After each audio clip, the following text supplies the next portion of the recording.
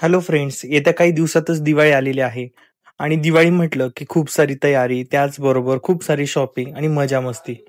पण या सगळ्या मजा मस्ती करताना एक प्रॉपर पद्धतीचं आपल्याकडे प्लॅनिंग पाहिजे. जेणेकरून धावपळ होत नाही, कुठली चिडचिड होत नाही आणि कामही सगळी वेळेच्या वेळेवर होता. आणि त्यात आज मला सुट्टी होती. चला तर मग सुट्टीचा दिवस काहीतरी सदुपयोगी लावूया. म्हणून मी सकाळी उठल्याबरोबर सर्वात अगोदर तर थोडा विचार करत बसलो होतो, की आज नेमकं नक्की काय करता येईल? दिवाळी कशी करायची? त्यामागचं प्लॅनिंग काय असेल? आणि या सगळ्या गोष्टींमध्येच माझ्या दिवसाची सुरुवात झाली. त्यात सुरुवातीचा जो टाईम होता तो बऱ्याच वेळ विचार करण्यात गेला. काही मॅनेजमेंट होती ती मी डायरीवर नोट डाउन करून घेतली. जेणेकरून मला काय करायचं हे प्लॅन क्लिअर असला, की गोष्टही सोप्या होतात. आणि मग मी गेलो डी-मार्टला.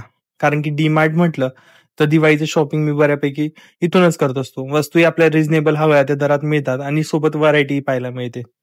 खरं सांगू ना, तर दिवाळीच्या निमित्तानेच मी डी-मार्टमध्ये आलो. खूप दिवसानंतर आलो आणि म्हटलं इथं काय-काय आलेलं आहे नवीन-नवीन. जर आपण लवकर वेळेच्या आधी गेलो, तर जो स्टॉक असतो तो आपल्याला पाहायला मिळतो. नाहीतर मग काही वस्तू ज्या असतात त्या स्टॉक आउट होऊन जातात. डी-मार्टमध्ये गेल्यानंतर दिवे, पहिले सुरुवात तर तोरणापासून केली. त्यानंतर काही छोटे-मोठे दिवे असतील ते घेतले आणि छोट्या-मोठ्या बऱ्याचशा वस्तू आपल्या डी-मार्टमध्ये बघायला मिळतात. त्याचबरोबर डेकोर आयटम्स असतील किंवा अजून काही वेगळे आयटम्स आपल्याला घ्यायचे असतात, जसे की फ्लॉवर्स वगैरे असते. आर्टिफिशियल फ्लॉवर्स वगैरे खूप छान मिळतात आणि तेही अगदी रिझनेबल दरामध्ये. तर मग ते सर्व शॉपिंग मी करून घेतली.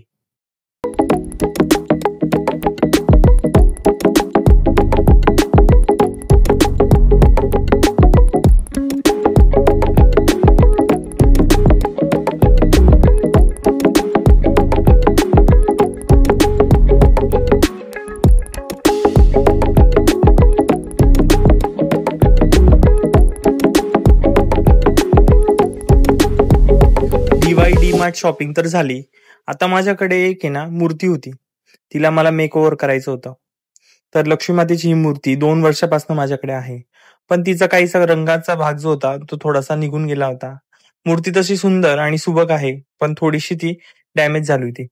आता दरवर्षी नवीन मूर्ती घ्यायचं म्हटलं, तर आपल्याकडे पैशांचा बजेटही पाहावा लागतो.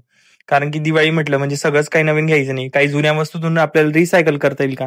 हे पण तितकंच महत्वाचं. मग मी काय बाजारामधून काही कपडे घेतले, ज्यामध्ये गोल्डन कलर आणि रेड कलर दोघंही कपड्यांचा यूज केला.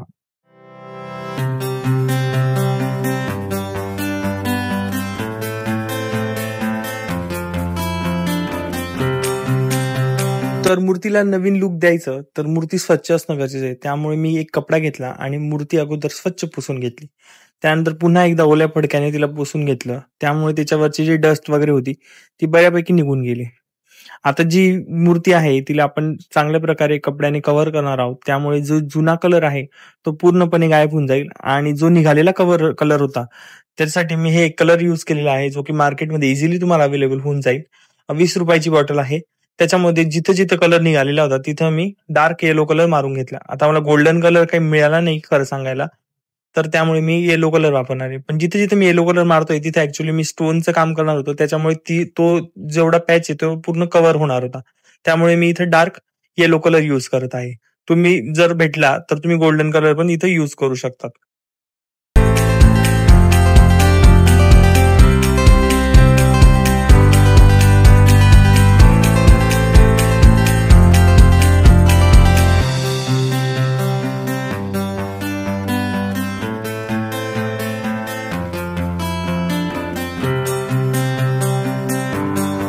मूर्तीवर कलर करताना तुम्हाला तो खूप सावधानतापूर्वक करावा लागतो. कारण की रंगकाम करताना बऱ्याचशा चुका होऊ शकतात. त्याच्यामुळे तुम्ही खूप सावधानतेने हा कलर करा. आणि रंगकाम केल्यानंतर मी बऱ्याच वेळ त्याला सुकण्यासाठी पण ठेवलं होतं. कारण की लगेच आपल्याला काम करता येत नाही, कारण की रंग ओला असतो. त्यामुळे मूर्तीला थोडंसं डॅमेज वगैरे होऊ शकतं. सो तुम्ही केअरफुली काळजीपूर्वक या सगळ्या गोष्टी केल्या पाहिजे.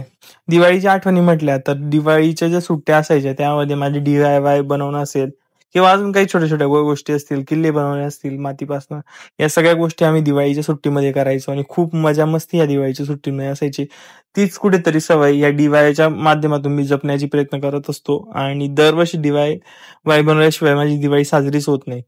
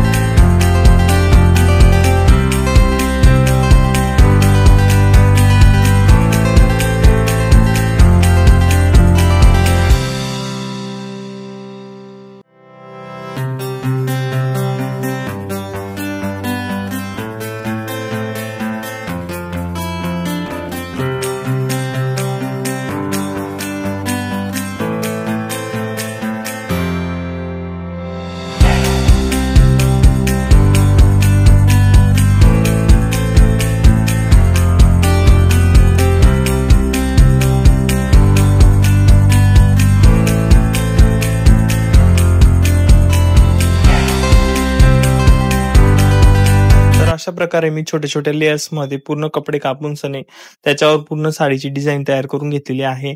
आणि ही जी स्टिक गन बघताय तुम्ही, तर ही खूप हेल्पफुल काम करते. तर मला खूप दिवसापासून ही स्टिक गन घ्यायची होती आणि ही स्टिक गन मी फायनली यावर्षी घेतलेली. काही जास्त महाग नव्हती ती.